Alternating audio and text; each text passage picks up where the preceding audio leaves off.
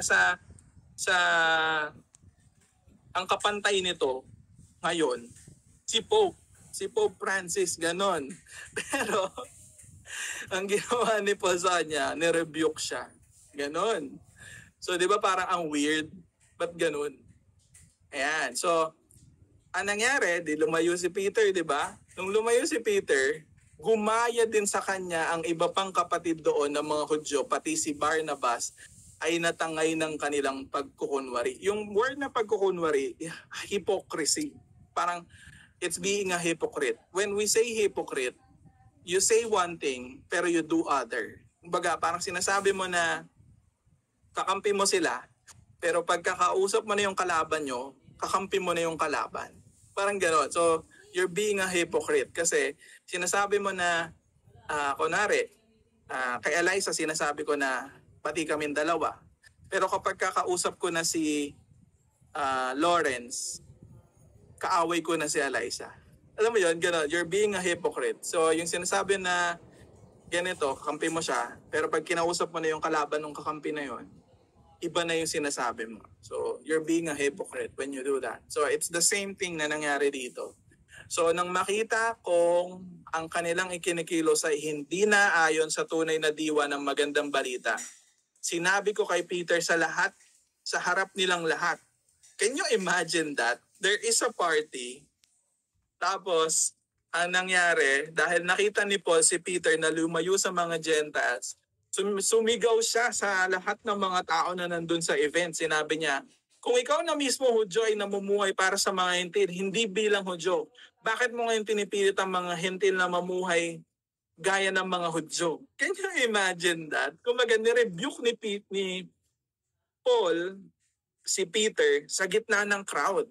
And sobrang embarrassing moments yun kasi alam ng mga tao na si Peter, mataas yung ranggo niya. Isa siya sa mga kilalang apostle that time. Pero, nirebuke siya ni Paul. And si Paul, bagong salta. Alam mo yon, kung sino pa yung bago, siya pa yung nag-rebuke sa'yo. Na dati ka nang matagal ka na, mas marami ka nang alam sa kanya. But here, nirebuke siya ni Paul. Sa gitna ng party na nangyayari. Dahil, lumayo siya sa mga hentil at natakot siya doon sa mga circumcision group or yung mga Judaizers. Okay, so why Paul? So bakit ang sinabi ni Paul, hindi ka nag-react ng ayon sa magandang balita, instead na bakit ka lumalayo sa mga hentil? May tama ka ba, Peter? Parang, ba't ka lumalayo sa mga hentil, di ba? Okay naman na tayo na parang naayos na yung pakikisama mo sa kanila dahil nga dun sa mga bagay na ginawa mo previously. Pero ang ginagawa mo ngayon is dinideny mo na yung nangyari. Diba? Anong meron sa gospel or magandang balita na maaaring bumago kay Peter? Hindi ba pwedeng, Peter, usap tayo, meron lang akong sasabihin sa'yo in private? Hindi ganun yung ginawa ni Paul. Ang ginawa ni Paul, on the spot, sa harap ng maraming tao, sinabi niya na, Peter, why are you acting like a Gentile? Parang you are not acting in line with the truth of the gospel. Yung behavior mo ay hindi naka-align kung ano yung message ng gospel. And dito makikita natin na ano nga ba yung sinasabi ng gospel? What does the gospel says ba? So, ang pinoproclaim natin sa Youth Live, basta parang dito tayo kilala, yung gospel, di ba? Lahat tayo, religious or non-religious ka, ay under sa galit ng Diyos dahil lahat tayo makasalanan. That's the message of the gospel. Kumbaga, walang kahit sino sa atin ang makakaalis doon or exempted sa galit ng Diyos dahil lahat tayo makasalanan.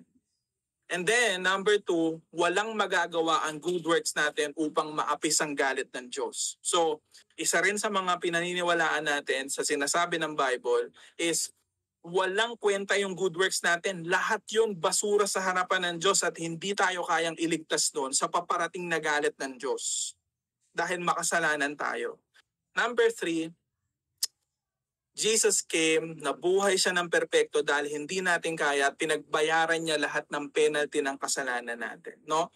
Ginawa niya, namuhay siya ng perfect for 33 years para sa ating lahat. Pinulfill niya yung law, pinerfect niya yung law. And at the same time, yung lahat ng kabayaran ng kasalanan natin, pinagbayaran niya. Binayaran niya ng dugo niya, ng mismong buhay niya. And lahat ng ginawa niya can only be received by faith and cannot be achieved by anything. So, that's the message of the gospel. Ibig sabihin, someone will be saved dahil nanampalataya siya kay Jesus, hindi dahil mabuti siyang tao. And yung kaligtasan natin o yung pagtanggap sa atin o yung pag-ibig sa atin ng Diyos is not something na pwede nating pagbayaran or pwede nating i-earn or i-achieve by our good works. No. It can only be received by sheer grace. It can only be received by accepting the gift. Diba? Lagi natin sinasabi, pwede mo bang bayaran yung gift? No. Because it's an insult sa nagbigay ng gift sa'yo. Diba? So it's the same thing. Yung ino-offer ng Diyos na love, acceptance, approval, and yung salvation is a free gift na hindi natin pwedeng bayaran. It's something na binigay sa atin freely. Okay? So, dito sa verse, no? Sige, at least malalaman yung ano. So, kami nga ipinanganak na Hudyo at hindi makasalanan ng Hentil. Sinabi ni Paul or sinasabi ni Paul dun kay Peter. Tayo mga Hudyo, hindi tayo makasalanan ng Hentil. Kasi yung description na dati, hindi kayo makasalanan. Ang mga yung mga Hentil. Ganon hindi. Kumbaga ganon ka discrimination sa mga Gentile. Hindi ka Hudyo, ang tawag sa'yo kasanang Hentil. Ganon. So,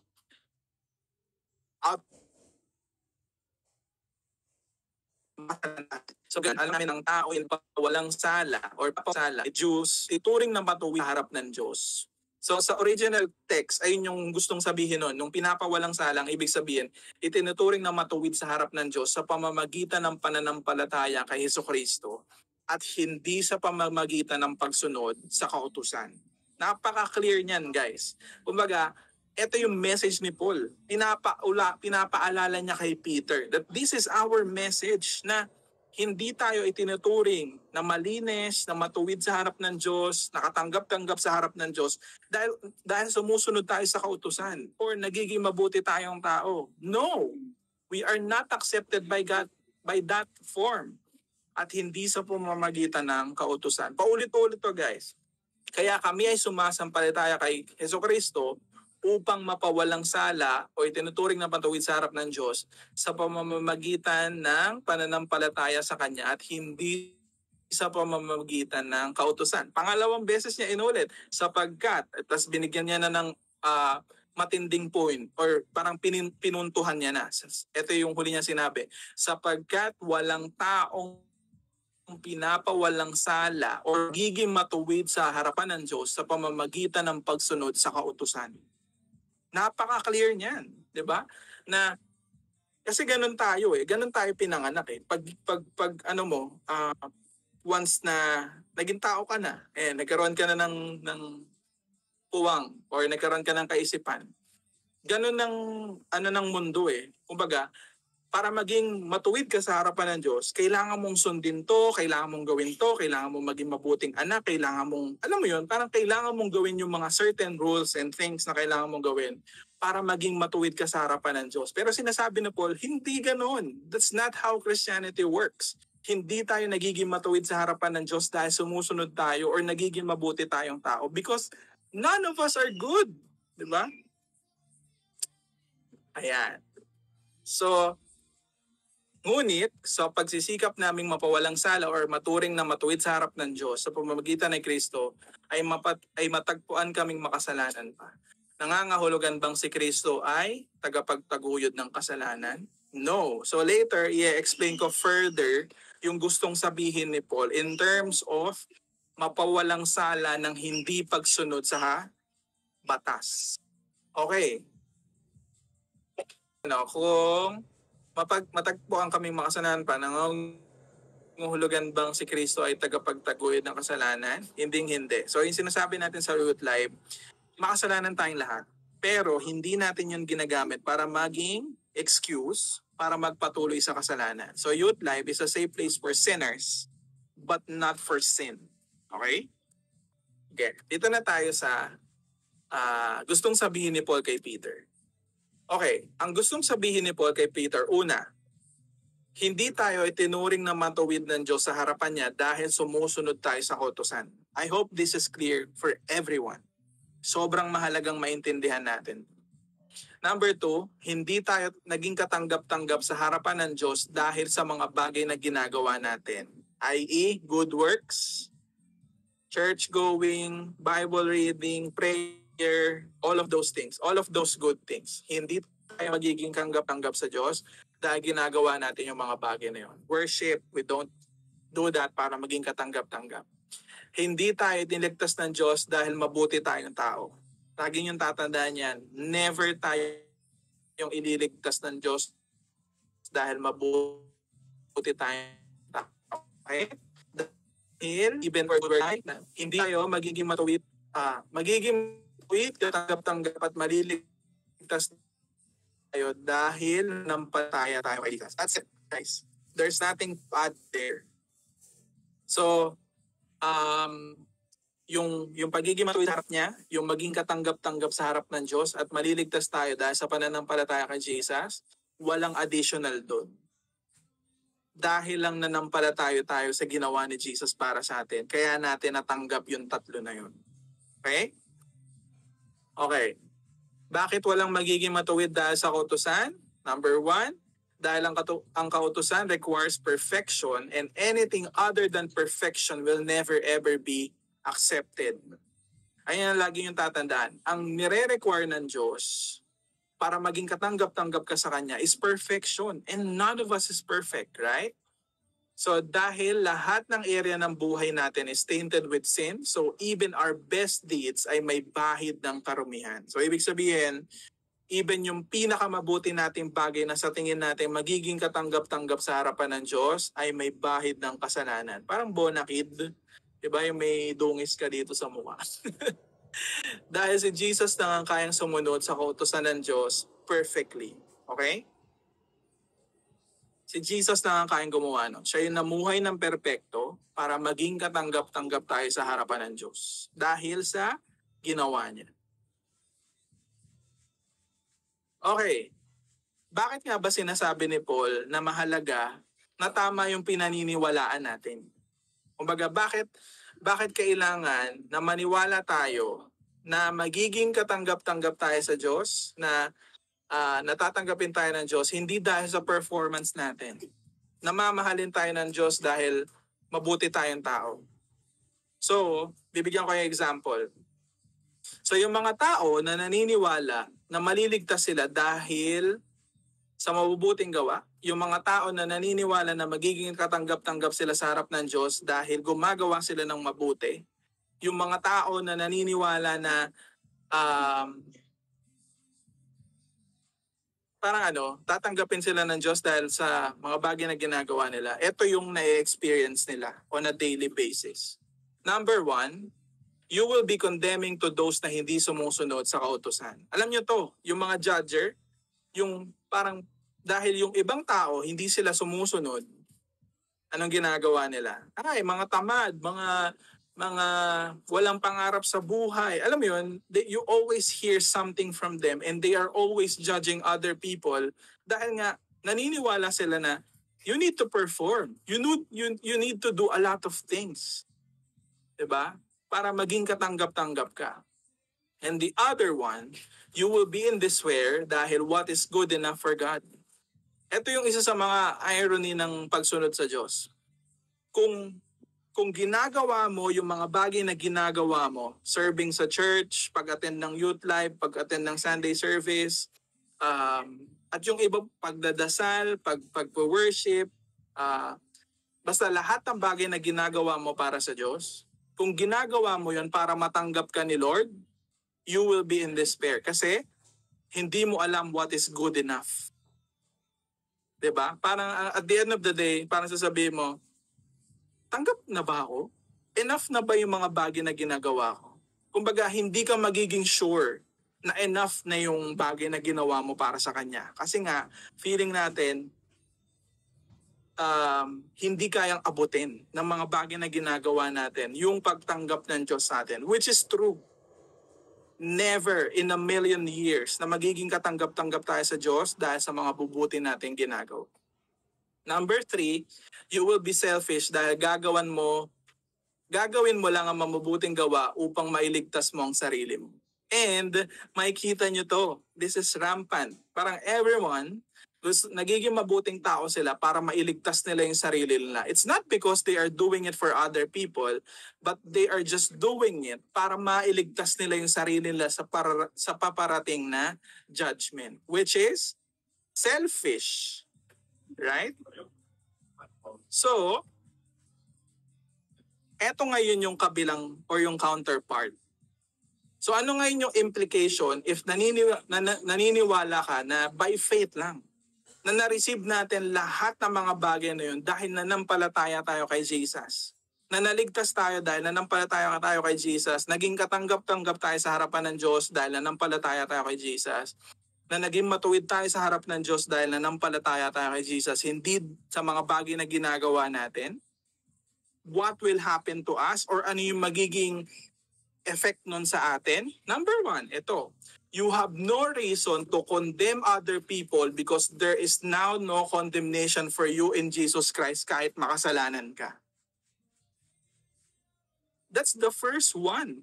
Wala tayong reason na maging entitled na pwede ko siyang i-judge kasi I'm better than that person. No, we don't say that. Bakit? Wala tayong reason para i-condemn yung ibang tao dahil makasalanan tayo pero hindi tayo kinondemn ng Diyos. Number 2, you will not be in despair dahil hindi nakadepende sa performance mo kung i-accept ka or mamahalin ka ng Diyos. This is how the world works. Kumbaga, parang in order for you to please someone, kailangan mong gawin yung mga bagay na yun para ma-appease mo siya, para ma-please siya sa'yo. Pero hindi ganun ang relasyon natin sa Diyos. We are already accepted by God in Jesus Christ dahil nanampalataya tayo sa Kanya. And yung pag-ibig niya sa atin is already been secured. Hindi natin yon something na ina-earn, dini-deserve. It's already been given to us without anything from us. Kumbaga, ibinigay na siya sa atin. Kung nung time na nanampalataya ka sa harap ng Diyos, you have been counted as righteous or matuwid sa harap niya. You are loved and accepted forever. No ending to that. And masisigurado mo na yung pag-ibig at acceptance niya ay totoo at hindi magwe-waver. Bakit? Dahil namatay siya dun sa krus ng Kalbaryo para maging kabayaran para dun sa mga bagay na yon. We are secured, right? Number 3, you will not be selfish dahil you will not do the things para maligtas ka. Dahil in the first place, you are already saved. Ano mo yun? Parang tayo as follower of Jesus, ginagawa natin yung good works hindi para maligtas ka. Ginagawa mo yung good works dahil naligtas ka na, iniligtas ka na, tapos na. At hindi tayo maliligtas dahil sa mga good works natin. Ang good works natin is bunga ng kaligtasan na na-receive natin as follower of Jesus. Dahil ligtas ka na, ang magiging prutas niyan is good works. You love other people the same way kung paano ka minahal ni Jesus. Okay? Quote na naisip ko kagabi. Follower of Jesus does not live for love, acceptance, and approval. Instead, we live from love, acceptance, approval given to us freely to the life, death, and resurrection of Jesus Christ. Anong gusto nating sabihin? Hindi tayo namumuhay para sa pag-ibig ng Diyos or para sa acceptance niya, para sa approval niya. Hindi tayo namumuhay para doon.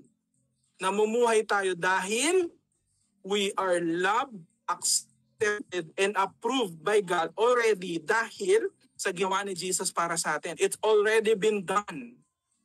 Okay? Kaya, okay, ano ngayon yung next step? Ano yung mangyayari sa atin in the next coming weeks, months, as we understand the message of Paul? Number 1, Hindi mo kailangang i-earn or i-deserve ang pag-ibig ng tao sa paligid mo. Just look at His love for you on the cross. Diba? Ito yung isa sa mga problema natin eh. Masyado tayong self-centered. Gusto nating kunin yung pag-ibig ng ibang tao sa atin. Gusto natin, ano mo yun, the reason why we do things, no? Mga bagay na ginagawa natin. Because we want to earn love. We want to get love. But ang sinasabi ng Bible is that, no! Look at Jesus Christ at the cross. Kailangan kita pag-ibig na dahil namatay si Jesus doon sa... At dahil sa ginawa niya, pilitan niya sa atin kung gaano niya tayo kamahal. Hindi mo kailangan hanapin ang pag-ibig na sa Diyos mo lang kayang makita. Diba? The ultimate expression of love is displayed on the cross. Number 2, hindi mo kailangan maging kagap-tap sa mga tao sa paligid or even to yourself dahil you have been accepted by God dahil sa perfection ni Jesus Christ. Ang sinasabi ng message, prove. Why? Because yung acceptance ng Diyos sa atin was already been secured. The God of the universe, can you imagine that? The God of the universe accept us as we are dahil sa ginawa ni Jesus para sa atin. Makasalanan as we are accepted by God. Why? Dahil kay Jesus. Dahil sa ginawa ni Jesus para sa atin. At this very moment, the only person in the entire universe na nilolong natin yung acceptance, ibinigay niya na. We are already been accepted. Number 3, hindi mo kailangan mauhaw sa approval ng ibang tao dahil at this very moment, dahil kay Jesus, you are the daughter and son in whom God is pleased. Ibig sabihin,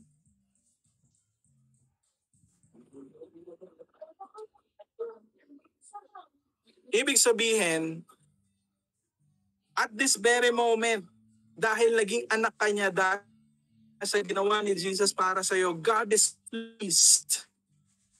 Naging katanggap-tanggap ka, He is well pleased with you. Hindi mo kailangan gawin lahat at this very moment because of the cross, because of Jesus Christ. Sinasabi na God the Father, this is my daughter, Gab, this is my daughter Me, this is my daughter Alina, this is my daughter AJ, in whom I am well pleased. This is my son JC, this is my son Christian, Lawrence, Lucas, this is my daughter Kisha, in whom I am well pleased. In the midst of your sinfulness. And that's mind-blowing, right? Okay, ito na yung huling verse natin, guys. Ngunit, kung itinatayo ko muli ang winasa ko na ipinakita ko makasalanan niya ako ay namatay sa kautusan sa pamamagitan ng kautusan upang ngayon mabuhay para sa Diyos. Upang mabuhay para sa Diyos. Ano ibig sabihin nun? Hindi ko rin alam, paki-research na, pero joke lang. Ibig sabihin lang nun is that the law is no longer the one that dictates what we are to do. Dahil Christ's love compels us, or Christ's love already compels us, or compelling us para gawin yung mga bagay na para sa Kanya. Ano sinabi ni Paul? Ako ay kasama ni Kristo na ipinako sa krus, kaya hindi na ako nabubuhay ngayon, kundi si Kristo na ang nabubuhay sa akin. At ang buhay ko ngayon sa katawan ay kinabubuhay ko sa pamamagitan ng pananampalataya ng Diyos at naghandog ng kanyang buhay or sarili para sa akin. Reminder palagi sa sarili ko. Nabubuhay ako sa katawan kong ito sa pamamagitan ng pananampalataya sa anak ng Diyos na ano daw? Na nagmahal sa akin at naghandog ng kanyang buhay para sa akin. Do you know why Paul is effective sa ministry niya at marami siyang mga nare-reach out ng ibang tao? It's because yung pag-ibig ng Diyos sa kanya ay totoo. Continuously, every day, ipinapaalala niya sa sarili niya na mahal ako ni Jesus. na ipinakita ng Diyos sa akin yung pag-ibig niya nung time na ibinigay niya yung buhay niya para pagbayaran lahat ng kasalanan ko. Alam mo yun? Can you imagine, Apostle Paul, ayan ang continuously nire-remind niya sa sarili niya. Sobrang, alam mo yun, sobrang simple lang. Pero the implication of that reminder, sobrang encompassing. As in, sobrang dami nagiging implication. Diba? Ito lagi yung tatandaan. If secured ka sa pag-ibig ng Diyos, yung criticism ng ibang tao will not affect you that much. Kung secured ka sa pag-ibig ng Diyos, you will not be moved by any criticism ng ibang tao dahil yung pag-ibig ng Diyos sa iyo ay tunay at totoo. Ganon ka tindi yun. Ganon ka lakas yun. You will not be moved dahil yung degree kung saan nararanasan mo yung pag-ibig ng Diyos sa iyo ay mas totoo sa kung ano yung sinasabi ng ibang tao sa iyo. Kaya guys, yung isang araw lang na sobrang feel mo yung pag-ibig ng Diyos sa iyo. You feel like you can do everything. You can do anything. Kaya ang is to continuously remind yourself that there is a God. He is not just a God, but He is a God of the universe. Creator of the heavens, of the earth. Bumaba siya, nagkatawang tao siya para mamatay sa iyo, para maipakita niya yung pag-ibig niya sa iyo. How is that? How amazing is that, right? Tapos you're worried dahil sa mga schoolworks mo. You're anxious dahil hindi ka pinansin ng kaibigan mo. 'Di ba? Parang sobrang nadadown ka dahil nasabihan ka ng ganito. Wait, nakakalimutan mo that there is a Father who loves you dearly, na handa siyang ibigay yung buhay niya para lang ipakita sa iyo yung pag-ibig niya. Okay? When you are being reminded of that, guys, yung kasi yung mag-ignore sa iyo maganda, you will be able to handle those things na hindi ka sobrang anxious, hindi ka sobrang stress, hindi ka sobrang parang feeling mo lunod na lunod ka na. Why? Because there is someone who loves you dearly, dahil ibinigay niya yung buhay niya para sa iyo. So, sabi ni Paul, hindi ko tinatanggihan ang kagandahang loob ng Diyos, yung grasya niya. Kung ang tao ay mapapawalang sala o ituturing na matuwid sa harap ng Diyos, sa pamamagitan ng kautusan, walang kabuluhan ang pagkamatay ni Kristo. So, that's it, guys. So that will be the end of my message for today.